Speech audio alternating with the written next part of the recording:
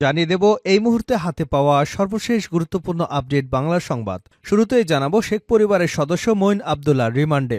শেখ পরিবারের সদস্য হাসনাত আব্দুল্লাহর ছেলে মঈন আব্দুল্লাহকে দুদিন করে মোট 4 দিনের রিমান্ড মঞ্জুর করেছেন আদালত। রবিবার বিকাল 4টায় বরিশাল মেট্রোপলিটন আদালতের বিচারক নুরুল আমিন এ আদেশ দিয়েছেন। এবারে জানাবো নতুন ইসি জনগণের প্রত্যাশা পূরণে কাজ করবে আশা আমির খসরুর। নতুন নির্বাচন কমিশন জনগণের প্রত্যাশা পূরণে কাজ করবে বলে আশাবাদ ব্যক্ত করেছেন বিএনপির স্থায়ী কমিটির সদস্য আমির খসরু মাহমুদ চৌধুরী। নতুন নির্বাচন কমিশনকে স্বাগত জানিয়ে তিনি বলেন, নির্বাচন কমিশন শপথ গ্রহণের পর জনগণের প্রত্যাশা পূরণেরও পথ সহজ হবে।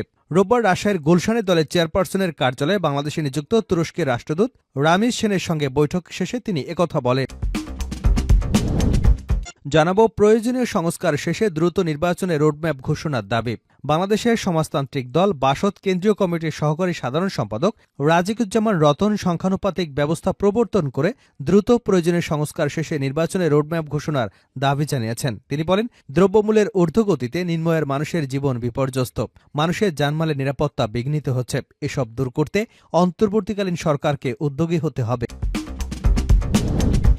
জানিয়ে দেব নেতৃত্বের পরিবর্তনেও বাংলাদেশের সঙ্গে কাজ করবে জাপান।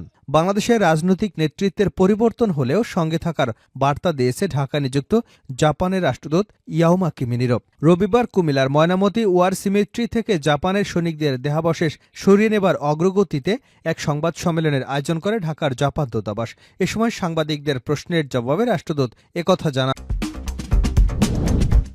এবারে থাকছে নির্বাচনে বিলম্ব হলে দেশ আরও গভীর সংকটে পড়বে তারেক রহমান।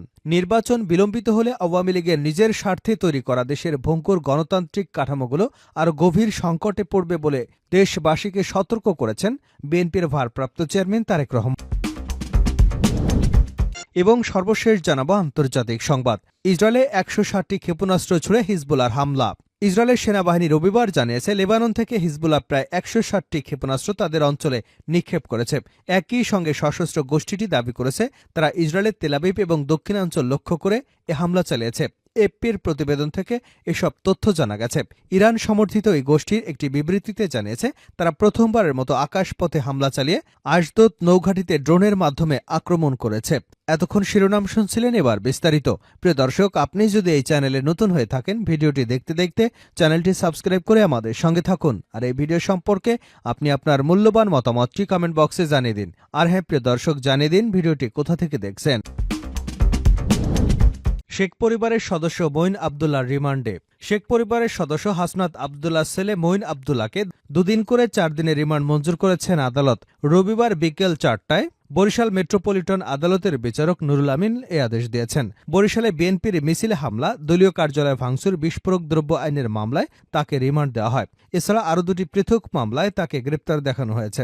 মঈন আব্দুল্লাহ সাবেক প্রধানমন্ত্রী শেখ হাসিনার ফুফাতো ভাই, বরিশাল জেলা আওয়ামী লীগ সভাপতি আবুল হাসনাত আব্দুল্লাহর ছেলে এবং কেন্দ্রীয় কৃষক লীগের সদস্য। পাশাপাশি তিনি এফবিসিসিআইয়ের পরিচালক ছিলেন। এর আগে গত 4 আগস্ট বরিশাল জেলা বিএনপির কার্যালয়ে অগ্নিসংযোগ, নগরীর সিএনপি রোড এলাকায় মহানগর বিএনপি নেতৃবৃন্দের উপর হামলা এবং হত্যা চেষ্টার পৃথক 2টি মামলায় আদালতে হাজির করা হয় মঈন আব্দুল্লাহকে। এ সময় রাষ্ট্রপক্ষের আইনজীবীরা জানান, তাকে 5 দিন করে রিমান্ডে নেওয়ার আবেদন করা হয়েছিল। আদালত পৃথক 2টি মামলায় 2 দিন করে রিমান্ড মঞ্জুর করেন। একই মামলায় বরিশাল সদর আসনের সাবেক সংসদ সদস্য জাহিদ ফারুককে উপস্থিত করে জামিন আবেদন করা হলে তার জামিন আবেদন নামঞ্জুর করেন আদালত। এর আগে গত 23 অক্টোবর রাজধানীর গুলশান থেকে মঈন আব্দুল্লাহকে গ্রেপ্তার করে ঢাকা মহানগর পুলিশের গোয়েন্দা বিভাগ। তার বিরুদ্ধে বরিশালে বিস্ফোরক দ্রব্য আইনসহ পেনাল কোডের বিভিন্ন ধারায় মামলা আছে। নতুন ইসি জনগণের প্রত্যাশা পূরণে কাজ করবে আশা আমির খসরুর। নতুন নির্বাচন কমিশন জনগণের প্রত্যাশা পূরণে কাজ করবে বলে আশাবাদ ব্যক্ত করেছেন বিএনপির স্থায়ী কমিটির সদস্য আমির খসরু মাহমুদ চৌধুরী। নতুন নির্বাচন কমিশনকে স্বাগত জানিয়ে তিনি বলেন, নির্বাচন কমিশন শপথ গ্রহণের পর জনগণের প্রত্যাশা পূরণের পথ সহজ হবে। রোববার রাজধানীর গুলশানে দলের চেয়ারপারসনের কার্যালয়ে বাংলাদেশে নিযুক্ত তুরস্কের রাষ্ট্রদূত রামিজ সেনের সঙ্গে বৈঠক শেষে তিনি একথা বলেন।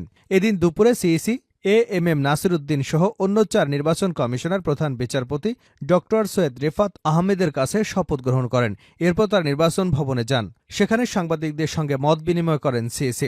আমির খসরু জানিয়েছেন, আন্তর্জাতিকভাবে রোহিঙ্গা সংকট সমাধানে তুরস্ক কাজ করতে চায়। তিনি বলেন, বিগত ৩ মাসে সাংস্কৃতিক লেনদেন, চিকিৎসা, পর্যটন, ব্যবসা বাণিজ্য খাতে যথেষ্ট অগ্রগতি হয়েছে। এর আগে বিকাল ৪টায় বাংলাদেশে নিযুক্ত তুরস্কের রাষ্ট্রদূত রামিজ সেনের সঙ্গে বৈঠকে বসে বিএনপির একটি প্রতিনিধি দল। বিএনপির মিডিয়া সেলের সদস্য সাইরুল কবির খান জানান, বৈঠকে বিএনপি নেতাদের মধ্যে দলটির মহাসচিব মির্জা ফখরুল ইসলাম আলমগীর, স্থায়ী কমিটির সদস্য আমির খসরু মাহমুদ চৌধুরী এবং সাংগঠনিক সম্পাদক শামা ওবায়দ উপস্থিত ছিলেন। প্রয়োজনীয় সংস্কার শেষে দ্রুত নির্বাচনে রোডম্যাপ ঘোষণার দাবি। বাংলাদেশের সমাজতান্ত্রিক দল কেন্দ্রীয় কমিটির সহকারী সাধারণ সম্পাদক রাজিকুজ্জামান রতন সংখ্যানুপাতিক ব্যবস্থা প্রবর্তন করে দ্রুত প্রয়োজনীয় সংস্কার শেষে নির্বাচনে রোডম্যাপ ঘোষণার দাবি জানিয়েছেন। তিনি বলেন, দ্রব্যমূল্যের ঊর্ধ্বগতিতে নিম্ন আয়ের মানুষের জীবন বিপর্যস্ত, মানুষের জানমালের নিরাপত্তা বিঘ্নিত হচ্ছে। এসব দূর করতে অন্তর্বর্তীকালীন সরকারকে উদ্যোগী হতে হবে। বেলা ১১টায় চৌহাট্টা এলাকায় সিলেট কেন্দ্রীয় শহীদ মিনারে বাসদ সিলেট জেলা শাখার উদ্যোগে জনসভা ও গণমিছিল কর্মসূচিতে প্রধান বক্তার বক্তব্যে রাজেন্দ্র কুমার রতন এসব কথা বলেন। প্রধান অতিথির বক্তব্যে তিনি ব্যাটারি চালিত যানবাহনের লাইসেন্স প্রদান করবার দাবি জানিয়েছেন। বক্তারা বলেন, মহান মুক্তিযুদ্ধ, জুলাই অভ্যুত্থানের আত্মত্যাগকে পাথেয় করে আগামী দিনে স্বৈরতান্ত্রিক ব্যবস্থা তথা পুঁজিবাদী ব্যবস্থা উচ্ছেদ করে শোষণ বৈষম্যহীন সমাজ ব্যবস্থা নির্মাণ করতে হবে। জনসভায় সংহতি জানিয়ে উপস্থিত ছিলেন সিপিবির সিলেট জেলার সভাপতি সৈয়দ ফরহাদ হোসেন সহ আরও অনেকে। জনসভা শেষে গণমিছিল বের হয়। এটি নগরের বিভিন্ন গুরুত্বপূর্ণ সড়ক প্রদক্ষিণ করে সারদা হলের সামনে গিয়ে শেষ হয়। এর আগে জনসভায় চারণ সংস্কৃতি কেন্দ্রীয় শিল্পীরা রণসঙ্গীত পরিবেশন করেন। শেষ করছে আন্তর্জাতিক সংবাদ দিয়ে। ইসরায়েলে ১৬০টি ক্ষেপণাস্ত্র ছুড়ে হিজবুল্লাহর হামলা। ইসরায়েলের সেনাবাহিনী জানিয়েছে, লেবানন থেকে হিজবুল্লাহ প্রায় ১৬০টি ক্ষেপণাস্ত্র তাদের অঞ্চলে নিক্ষেপ করেছে। একই সঙ্গে সশস্ত্র গোষ্ঠীটি দাবি করেছে, তারা ইসরায়েলের তেল আবিব দক্ষিণাঞ্চল লক্ষ্য করে হামলা চালিয়েছে। এফপির প্রতিবেদন থেকে এসব তথ্য।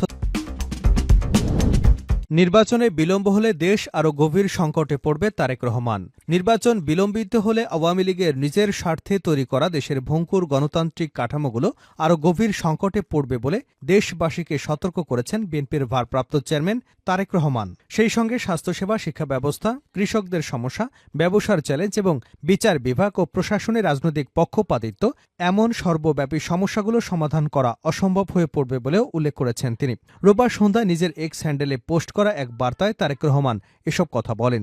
সন্ধ্যা ৬টা ১৬ শেয়ার করা ওই এক্স বার্তায় তিনি আরও বলেন, জনগণের ভোটের মাধ্যমে নির্বাচিত এবং গঠিত একটি নির্বাচিত সরকারই কেবল এ জাতির পুনর্গঠন বা সংস্কার শুরু করতে পারবে। জনগণের পছন্দের প্রতিনিধিদের সম্মান জানানো হবে এবং সেই প্রতিনিধিরা জনগণের সেবা করতে প্রতিশ্রুতিবদ্ধ থাকবে। গণতান্ত্রিক শাসন ব্যবস্থায় সরকার এবং জনগণ উভয় পক্ষের সক্রিয় অংশগ্রহণ অপরিহার্য। উল্লেখ করে তারেক রহমান বলেন, আর উভয়ের সক্রিয় অংশগ্রহণই নিশ্চিত করবে যে বাংলাদেশের সমতা, অন্তর্ভুক্তি এবং সর্বজনীন উন্নয়ন সম্ভব। তাই এখনই সময় জনগণের গণতান্ত্রিক অধিকারকে পুনরুদ্ধার করবার এবং একটি উন্নত শক্তিশালী বাংলাদেশের পথে অগ্রসর হবার, যোগ করেন বিএনপির ভারপ্রাপ্ত চেয়ারম্যান।